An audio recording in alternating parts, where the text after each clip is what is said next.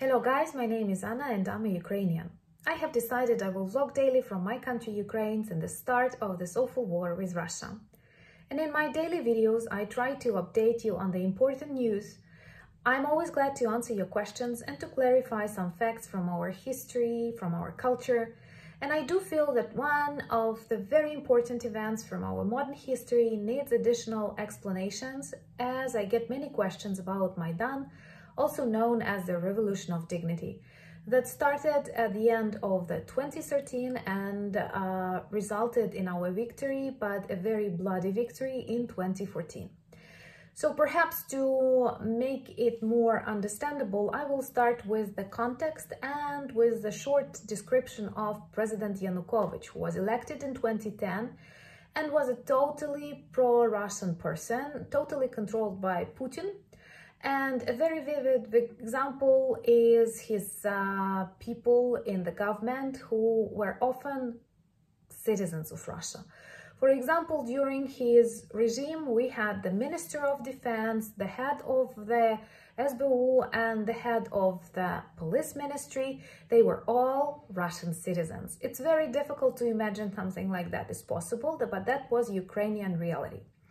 So from what we understand, Putin believed he will be able to make Ukraine come back to this Russian world peacefully, as he did that to Belarus. Such a silent annexation with the help of a totally controlled President Yanukovych. I cannot find normal ways to describe Yanukovych because he was a very, very stupid guy with criminal past. And perhaps KGB, FSB agents had lots of information on him and his family because he was extremely corrupt, and it was pretty easy to control him. And taking into account his low IQ, there were lots of situations when even Putin was laughing at him, and all Ukrainians, all normal Ukrainians, despite their political interests or whatever, watched his addresses or his New Year's greetings with facepalm, because he was making so many mistakes in the history of Ukraine, in the names of our poets, writers, even in the construction of sentences. So it was very sad to have a president like that. And he had criminal past. When he was young, he had 2 or 3 visits to a prison, and he pretended that these records were taken off him, but in reality, the journalists found out that they were not. And one of the cases that he was jailed for was actually stealing of a fur hat. You know, Soviets loved wearing fur hats, the ones that you can see in various films or buy as tourists in Moscow or Siberia. And they were expensive in the 70s, I guess. So he stole a fur hat from a person in the evening. It's very difficult to have a president like that. And he was totally dependent on Putin and his decisions, and ignored the constitution of Ukraine, the desire of people of Ukraine. And he was trying to develop this to recreate this authoritarian regime that is so characteristic for dictatorships that appeared in post-Soviet republics. So in 2013, he decided that Ukraine does not want to continue its European integration, and that he will postpone signing the association with European Union, something that the majority of Ukrainian citizens wanted. So many students, intellectuals went out on the streets to protest against his decision to freeze this procedure. And he wanted to stop the further integration of Ukraine into EU because that's what Putin told him. And on contrary, he decided that we will join the trading union, other stuff. Well, these steps would definitely presuppose further integration into the Russian economic sphere, contrary to what the citizens wanted. So protests started, and as always in Ukraine, they were very cultural, very warm. People were going out to the center of the capital, exchanging tea, singing songs, and demonstrating that they want European integration, not Russian integration. And Yanukovych decided that he can make us silent by force. And this is something that Russians do not understand about Ukraine. We love freedom so much that it is impossible to make us do something we don't want. And the more people try to suppress us, the more reaction they get. Maybe this is something contrary to the Russian character or to the Belarusian character, but with Ukrainians, what I see with my countrymen, very often those people who were neutral, when they see that something totally injustice happening, or the government demonstrates disrespect, or Russia demonstrates it wants to force us be with it, even neutral people become non-neutral.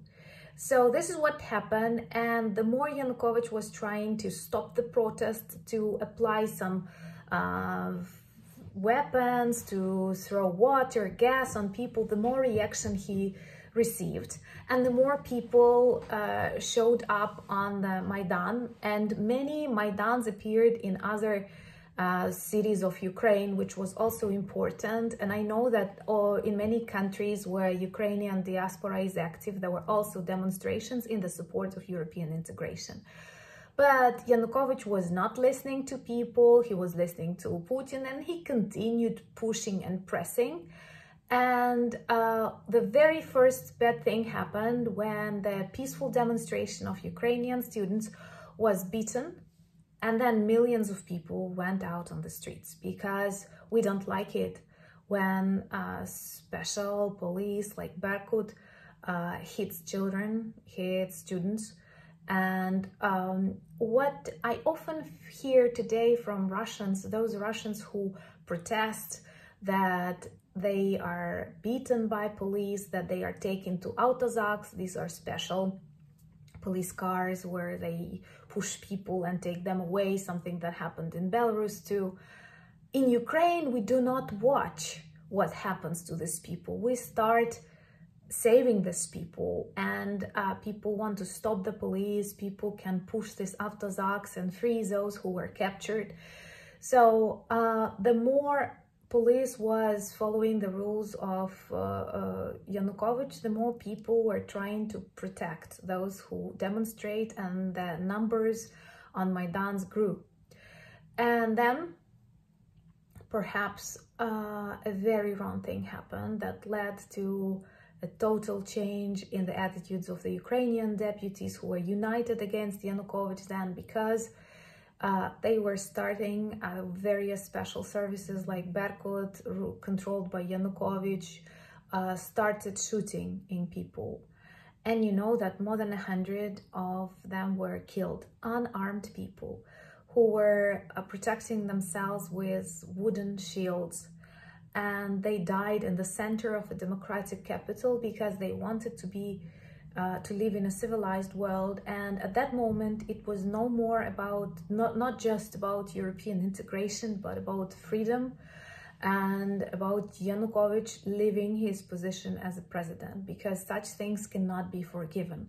Today, these people are commemorated, and they are known as Heavenly 100, because 100, this is a special word, not just a number, but that is the smallest military unit that was in Ukrainian Cossacks, and anyway, it's quite symbolic.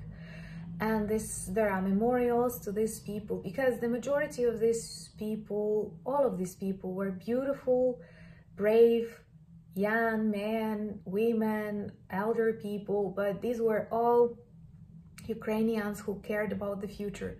They were not armed.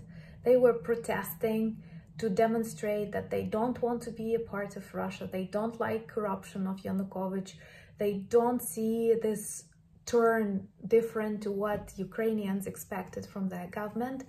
And after these mass shootings that took place in February, Yanukovych fled Ukraine, taking away lots of his money. And there are rumors about how much money he took to Russia, and he escaped to Russia, which also proves that he was a totally created figure by Putin.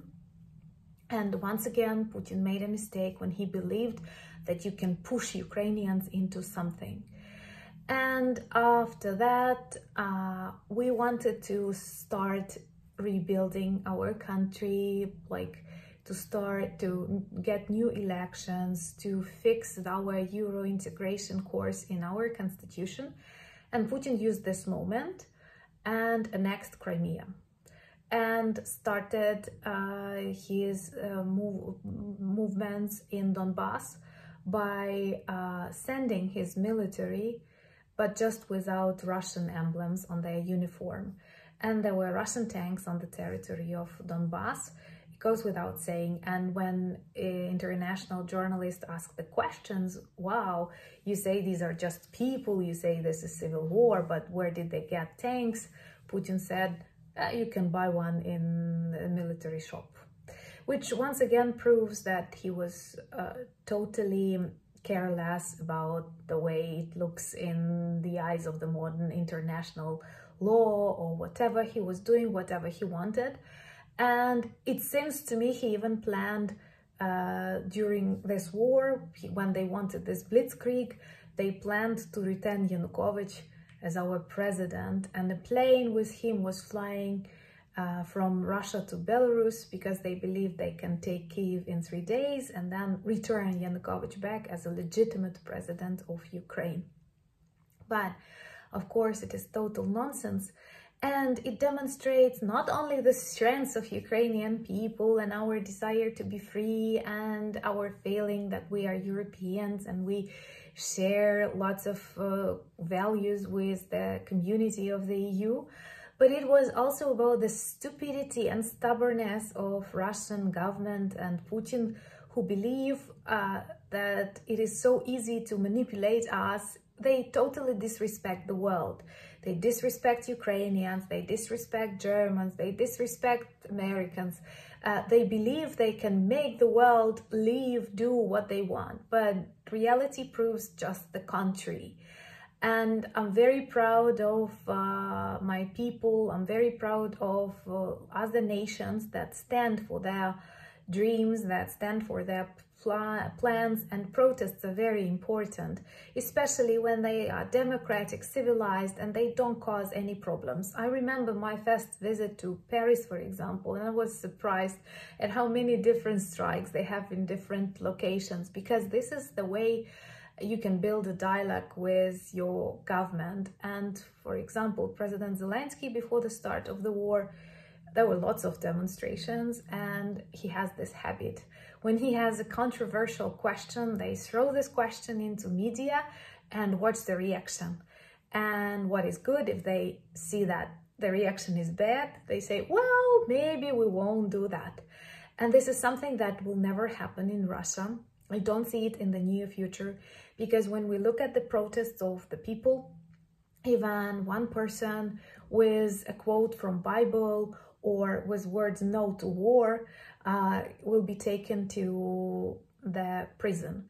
And the problem here is that these are lonely protests, because in Ukraine you have millions of people who support you. You have millions of people who fight against police, or you have police who decides to be with people if they get orders to shoot in unarmed people.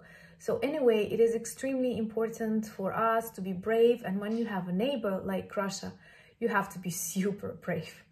So this is what I want to tell you about Maidan. Of course, it is not a coup, as Russian propaganda tries to demonstrate it, because Ukrainians have all the rights to decide who is their president, what is their direction, and of course it is not in the way to Russia. It is in the way to the civilized world, freedom, independence, democracy, and all the other civilized things that make our life better. Thank you for watching. Thank you for your subscriptions. And I do plan that this week we will have our live chat on Sunday. I will inform you. And thank you for your comments, your questions. Slava Ukraini!